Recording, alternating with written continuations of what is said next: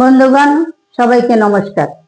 আজকের আমি রান্না করব ট্যাংরা মাছ এবং পোমা মাছ, দুইটা মিক্সড করে রান্না করব।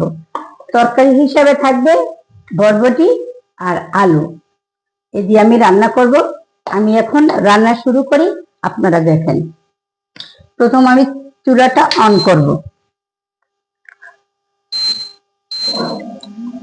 এখন আমি মাছগুলো একটু মেখে নেব। সেখানে দেব আমি হলুদের গুঁড়া,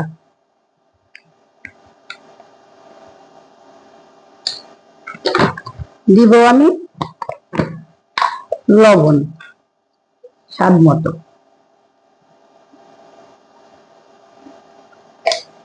মাছটা মাখার আগে আমি ফ্রাই প্যানে একটু সরিষার তেল দিয়ে দেবো মাছগুলি ভাজার জন্য।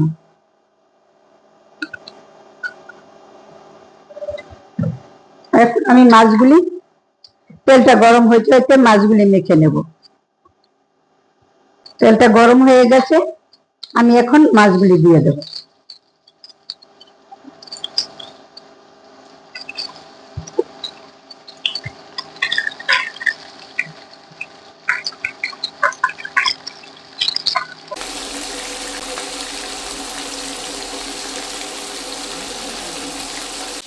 মাছগুলি এখন একটু ফিরে দেব।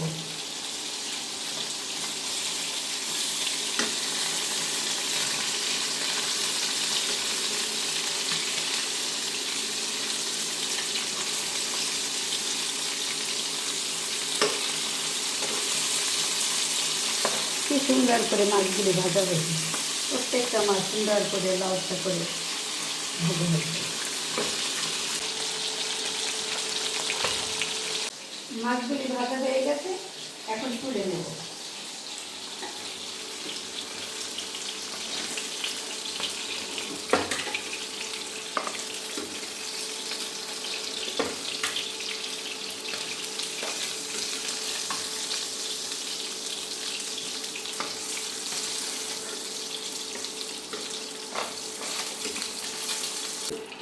আর একটু তেল দেব মশলা কষাবার জন্য। প্রথমত দিয়ে দেব 2টা শুকনো মরিচ, দেব জিরা, কাঁচা জিরা,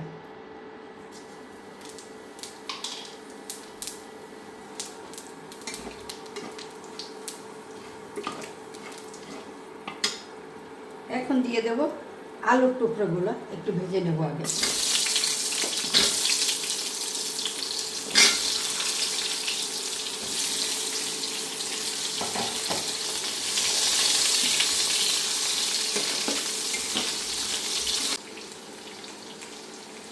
দেব স্বাদ মতো লবণ,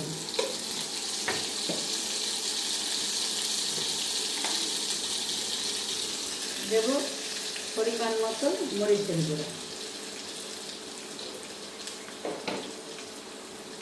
দেব পরিমাণ মতো হলুদের গুঁড়ো,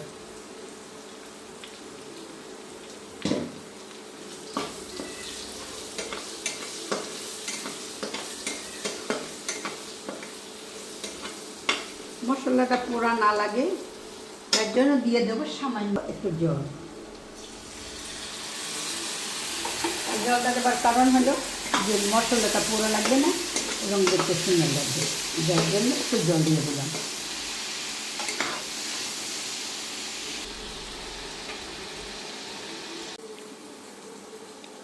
মশলাটা কষানো হয়ে গেছে, আলুটা সুন্দর করে ভাজা হয়ে গেছে। এর ভিতরে দিয়ে দেব বরবটি কাটা,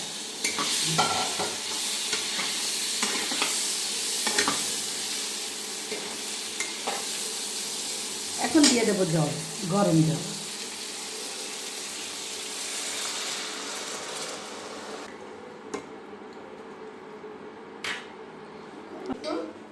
ঢেকে দেব, আস্তে ডাক্তারটা এখন তুলে নেব।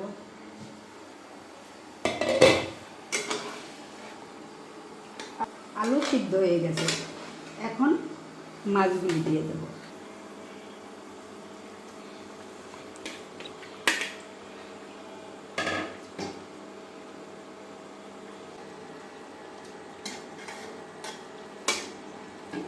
সঙ্গে দিয়ে দেব জিরা এবং ধনিয়া ভাজা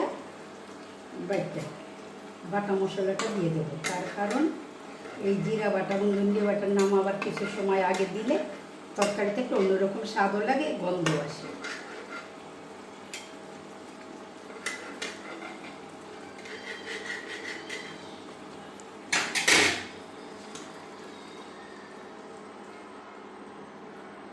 যাতে করে মশলাটা সব জায়গায় মিশে যায়।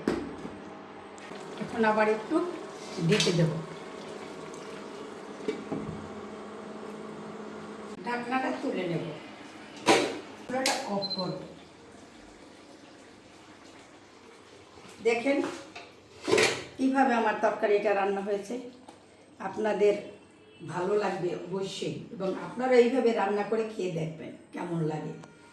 আর আমার রান্নাটা যদি ভালো লেগে থাকে তবে লাইক করবেন, কমেন্ট করবেন, সাবস্ক্রাইব করবেন, এবং আপনারা সবসময় আমার পাশে থাকবেন। আবার সবাইকে আরেকবার ধন্যবাদ।